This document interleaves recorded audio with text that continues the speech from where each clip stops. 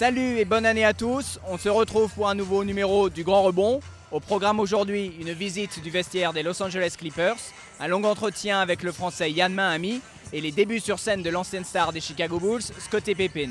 Mais tout de suite, je vous propose d'aller à la rencontre des Los Angeles Lakers. Nous leur avons demandé ce qu'ils pensaient de la nouvelle règle du flopping. Thank God. Man, it doesn't belong here. We're grown-ass men. You don't need to be falling all over the place. What I think about the flopping rule, oh man, I think it's going to be tough for them to judge it. Right now it's pretty much who's good actors, who's bad actors, and that's who they're going to catch. So, it's been a part of the game. I think it's kind of gotten out of hand, and I'm okay with them trying to limit it. But I mean, it's part of the game. It's not going to, it's not going to go away. I think it's a good rule. Kind of disagree the way they are punishing teams. If it's something that a guy does, I think it should impact the game, whether it's technical fouls or whatever. But you have to start somewhere, and this is the way we start. And so I think it's a good start. But it has become a problem. It's one thing to referee a game in general, but to referee certain guys, making it seem like certain things are happening when they're not. So, it's good to see that we're doing something about it. Just hopefully in the future we can get something that's a little bit more in detail as far as affecting the way the game is, because things are happening throughout the game as well. Well, flopping was never a part of basketball. But, somehow they just made it a part of the game, so it's definitely not basketball. Basketball is like old school Knick basketball. That's real basketball. A lot of the rules changed with the zone, and but the old school basketball, that's real basketball. Today's basketball just to entertain, have a little fun with the fans. I don't think it has had much of an effect. I haven't heard of any guys getting fined or anything. I saw a little note of warnings to two guys, I think, early on. But hopefully it will prevent guys from overdoing potential contacts. But so far, I don't think it had that much of an effect. There were some guys that were, I think, over-exaggerated it a little bit, and maybe it was a point that they had to do something about it. I still don't like the fact that they penalize you with a fine instead of with a technical, for instance. I think that would be more efficient as far as and more costly to the game. It had an impact on the game more so than money out of the player's pocket. On se retrouve maintenant dans le vestiaire des Indiana Pacers. À côté de nous, le français de cette équipe, Ian Mahinmi. Ian, bonjour. Salut. Alors voilà, ça fait maintenant un mois que la saison a commencé. Comment ça se passe ? Écoute, ça se passe bien pour nous, des hauts, des bas. Mais dans l'ensemble, on est plutôt satisfait. Et voilà, on a une belle marge de progression. Donc on progresse de jour en jour, d'entraînement en entraînement, de match en match. Donc c'est intéressant. L'objectif de cette équipe, c'est quoi exactement ? L'objectif de cette équipe, c'est de faire mieux que l'année dernière. Et je ne sais pas si tu te souviens, mais bon, l'année dernière, ils étaient quand même à 2 doigts d'éliminer le Heat.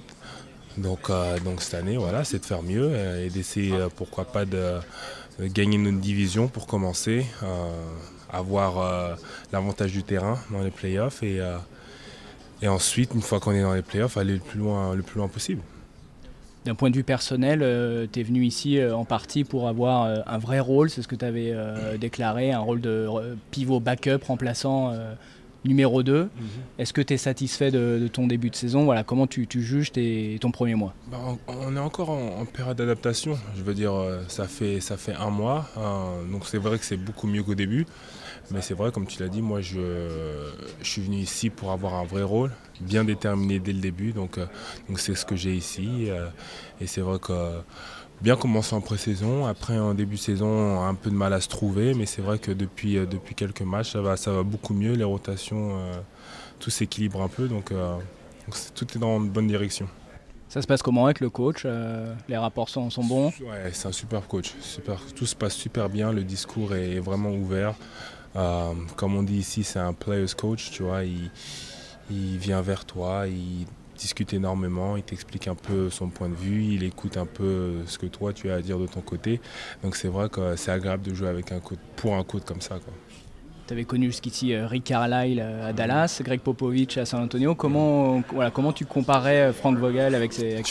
Tu peux pas vraiment les comparer. Je veux dire, Pop, c'est peut-être le meilleur coach de toute l'histoire, enfin un des meilleurs coachs, parce qu'il y a quand même Phil Jackson et compagnie, mais c'est quand même un des meilleurs coachs de l'histoire du basket. Et Rick Carlisle, sa carrière est beaucoup plus longue que Frank, donc ils sont pas vraiment comparables. Mais ils ont tous les trois une qualité de discours et une qualité relationnelle entre les joueurs et eux qui les rend qui rend toute la situation plus agréable de jouer pour un coach comme ça, au lieu que ça soit un discours fermé et que ce soit coach d'un côté et joueur de l'autre.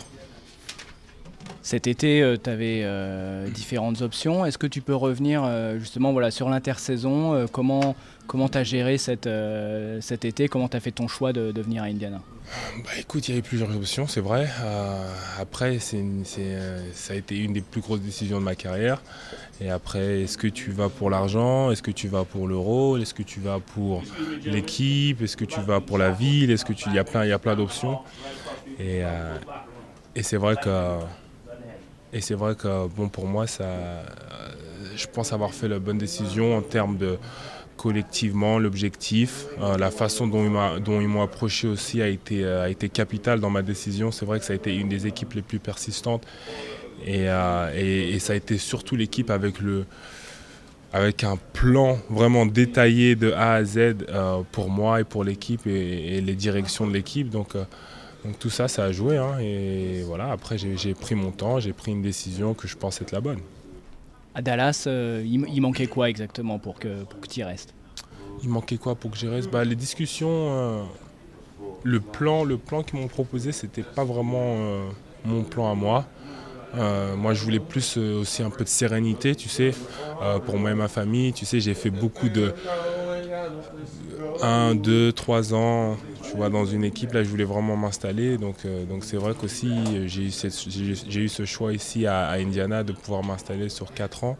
Donc ça a joué aussi. Et voilà, après Dallas, il a manqué un peu, dans les négociations, il a manqué certains petits détails, comme ça, quoi. T'as laissé Rodrigue tout seul, du coup? Écoute, j'ai laissé Rodrigue tout seul, mais bon, c'est comme ça. Rodrigue, il était tout seul avant que j'arrive.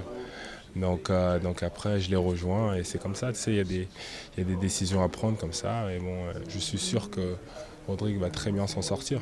Même si c'est vrai que bon, je le considère comme mon petit frère. Donc ça fait toujours quelque chose de partir comme ça. À Dallas, tu as connu le succès avec un titre NBA en 2011. C'est ce qui restera forcément de ton passage là-bas?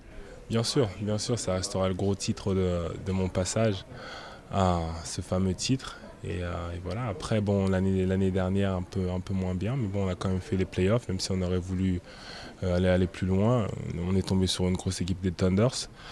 Et voilà, mais sinon, moi, je garde un très bon souvenir de mon passage à Dallas, ou que ce soit aussi mon passage à San Antonio. C'est vraiment deux franchises exceptionnelles et je pense qu'ils m'ont donné des bases solides pour ma carrière.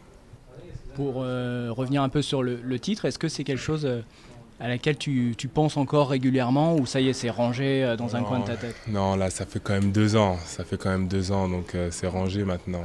De temps en temps, quand je ressors ma bague de champion, bon, j'en discute et de temps en temps, avec des amis, on en discute. Mais sinon, non, c'est rangé maintenant. Les Heat sont les champions et on court tous derrière eux maintenant. Tu as parlé de ton passage à San Antonio. Voilà, c'était tes premières années en NBA. Il y avait l'adaptation, tu étais jeune. Qu'est-ce que tu retiens de cette époque? Et est-ce qu'avec le recul, c'est toujours un débat qu'il y a notamment avec les jeunes joueurs français, est-ce que tu considères que tu étais venu un peu trop tôt en NBA ou tu penses que tu avais fait le bon choix? Voilà, Non, je pense que c'est le bon choix. Pour moi, ça a toujours été le cas. Je veux dire, même si ma première année a été en majorité disputée en D-League, pour moi, je pense que ça a été la meilleure chose qui me soit arrivée dans ma carrière NBA parce que bon, le jeu américain est complètement différent du jeu européen et c'est vrai que ça m'a donné de bonnes bases et ça m'a aussi permis de m'adapter au jeu américain très rapidement. Donc pour moi non, je ne regrette pas du tout ma décision et je pense que c'est plus mentalement qu'il faut être prêt. Et voilà, moi j'ai pris ma décision, j'étais prêt, je voulais partir et voilà. Et maintenant je regarde avec un peu de recul et je suis content de toutes les décisions que j'ai faites. Justement, la D-League, quand on en parle à Nando De Colo et Van Fournier, les deux rookies français cette saison, on sent bien chez eux qu'ils n'ont pas du tout envie d'y aller. Toi, tu dis au contraire que ça peut être une bonne expérience. C'est toujours assez difficile. Tu sais, moi, je me rappelle à l'époque où Pop m'avait dit « Bon, Yann, on va t'envoyer en D-League », je n'étais pas forcément heureux. Mais après, quand tu t'assois et tu réfléchis, tu dis « Bon, tu préfères jouer ou tu préfères rester sur le banc ?» Tu vois, après c'est la décision à prendre et pour moi à l'époque je me suis dit bon écoute, maintenant que tu es à Austin, tu es en D-League, autant donner le meilleur de toi-même et essayer de devenir un meilleur joueur et c'est ce que j'ai fait et voilà et avec du recul maintenant je suis bien content d'avoir eu cette approche et voilà, écoute moi je vais pas dire que c'est une décision facile à prendre mais bon, une fois que tu y es, si tu y vas, autant tourner les choses à ton avantage. Tu as souvent dit que tu n'étais pas forcément le joueur le plus talentueux, mais que tu avais fourni beaucoup de travail à l'entraînement pour arriver là où tu es aujourd'hui. Est-ce que tu peux décrire un peu justement ça? Voilà, c'est quoi, en quoi tu fournis plus de travail que d'autres joueurs? Ça se manifeste comment? Écoute, je sais pas comment tu veux que je t'explique. Je travaille, je suis quelqu'un, comme je te l'ai dit, comme je l'ai dit avant, j'ai pas forcément été le plus talentueux, mais depuis le très jeune âge, je pourrais demander à tous mes coachs, que ce soit en cadet ou en espoir, mes premières années en pro, je suis quelqu'un qui travaille beaucoup, qui écoute beaucoup. Et voilà, donc moi je passe mon temps à étudier le jeu et à travailler, et j'essaye vraiment d'année en année de devenir un meilleur joueur dans tous les secteurs du jeu. Donc voilà, donc je passe tous mes étés à travailler et voilà. Donc après je peux pas prétendre travailler plus que les autres, mais moi je sais que je travaille énormément. Aujourd'hui, qu'est-ce qui t'aurait justement à travailler essentiellement? Voilà, c'est quoi les quelques lacunes encore dans ton jeu que tu veux améliorer? Pour moi, je cible pas forcément quelques lacunes. Je veux devenir un meilleur joueur en défense, un meilleur joueur en attaque, meilleur shooter, meilleur passeur, devenir plus intelligent dans le jeu. Donc un peu tous les secteurs du jeu, pour moi, c'est une constante progression. Tu sais, je regarde énormément de vidéos avec les coachs et ça fait partie aussi de mon travail. Et donc voilà, je ne me cible pas trop de limites. J'essaye de vraiment devenir un joueur complet et dans tous les domaines. Parlons un peu de l'équipe de France. Ça fait un moment maintenant qu'on t'a plus vu avec le maillot bleu sur les épaules.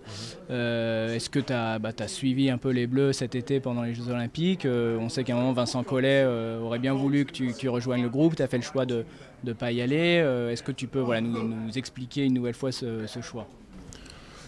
Écoute, il n'y a rien à expliquer. C'est un choix que j'ai fait. Et, il a été influencé par plusieurs choses. Donc voilà, après, ça n'a pas été forcément aussi facile que tout le monde le pense, mais bon, c'est comme ça. Et voilà, il n'y a pas... Je sais pas, qu'est-ce que tu veux que j'explique encore de plus, tu vois. C'est juste des décisions dans la vie d'un homme, carrière d'un joueur, et c'est comme ça. Tu as regardé un peu les jeux? Bien sûr, j'ai regardé les jeux, j'ai suivi ça.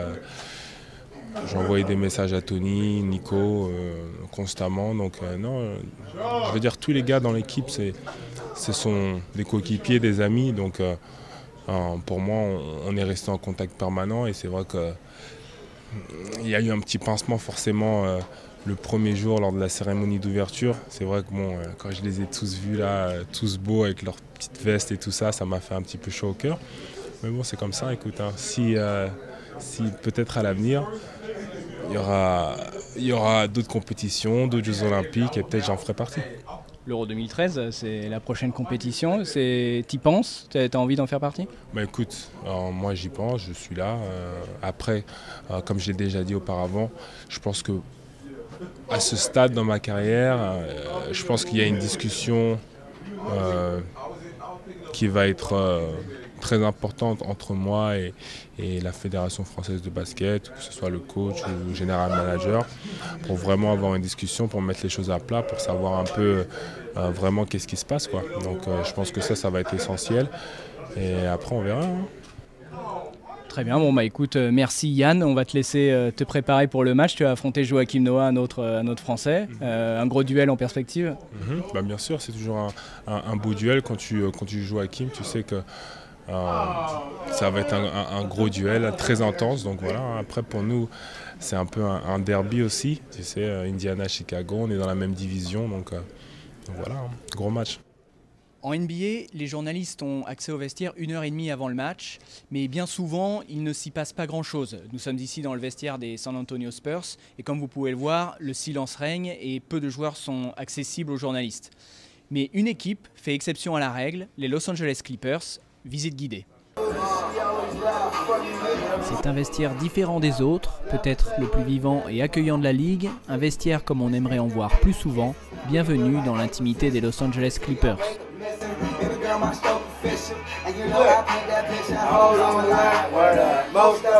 Plutôt que de déserter pour éviter les journalistes, Blake Griffin et ses coéquipiers se préparent avant les matchs dans la bonne humeur. Musique à fond, absence totale de stress, certains s'étirent tandis que d'autres se reposent ou répondent aux médias, comme Jamal Crawford, toujours charmant et disponible pour répondre à nos questions. Well, I think our camaraderie is special. You know, I think everybody coming in after September really set the tone. Then going over to China, where it was just us. You know what I mean? I think that really helped us bond. And when you care about a person off the court, you run through a wall for them on the court, and that's what we've been able to do this season. On the road and stuff, if two guys are going to dinner, we're all going to dinner. You know, we do everything as a team. And like I said, we're really a family. It's not just words, it's actions. It's, you know, the time you spend together, your families spend time with your other, you know, players' families. So it's been good for us. Et comme dans toute famille, il y a chez les Clippers un grand blagueur, DeAndre Jordan. I don't always make jokes, but I definitely just try to keep it light and happy in here. You know, it's our job. We have to take it seriously, and we do. But you know, we always want to have fun and just keep it light in the locker room. And that's what I try to do. Yeah. I mean, you know, our chemistry so well. You know, on and out the court. I feel like that's why we're having so much success this season. And you know, we truly like each other as teammates. And you know, that's always good when you have people that you really enjoy, you know, playing with. La bonne humeur, secret du succès. Vu leurs résultats, les Clippers ont visiblement trouvé la formule magique. Si vous étiez fan de NBA dans les années 90, vous n'avez pas pu oublier Scottie Pippen. L'ancien numéro 33 des Bulls est toujours présent dans le quotidien de la franchise de Chicago et dans la ville de Chicago. Récemment, il a fait une apparition dans A Christmas Carol, le célèbre conte de Noël de Charles Dickens. Au Goodman Theater de Chicago, il y a une tradition. Le personnage de Scrooge revient chaque année au moment des fêtes. Mais le 14 décembre dernier, une autre star de la ville a rejoint sur scène le héros de Dickens.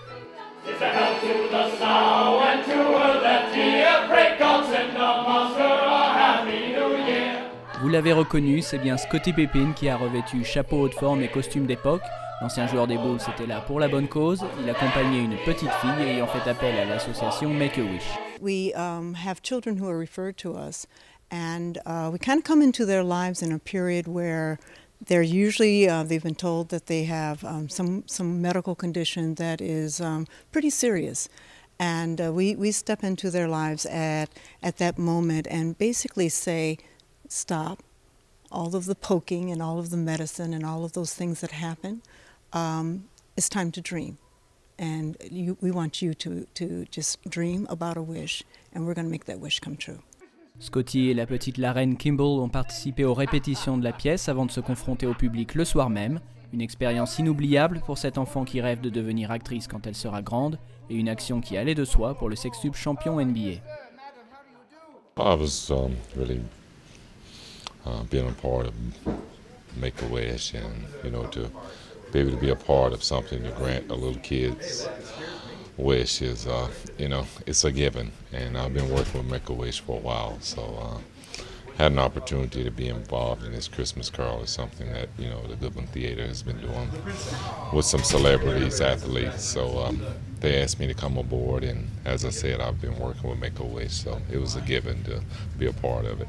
This is the time of the year where it's about giving and sharing and helping one another. So an opportunity to be in a Christmas Carol at the Goodman Theater is pretty nice for me. So I'm very happy that I was able to be a part of it. Off to the bakers with that goose. God bless us.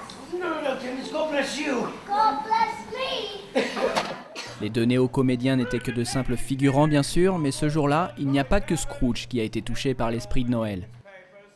Sa maladie oubliée le temps d'une soirée, la petite la reine a pu faire ses premiers pas de comédienne. Et l'ancienne star des boules, Scottie Pippen, était là pour l'accompagner.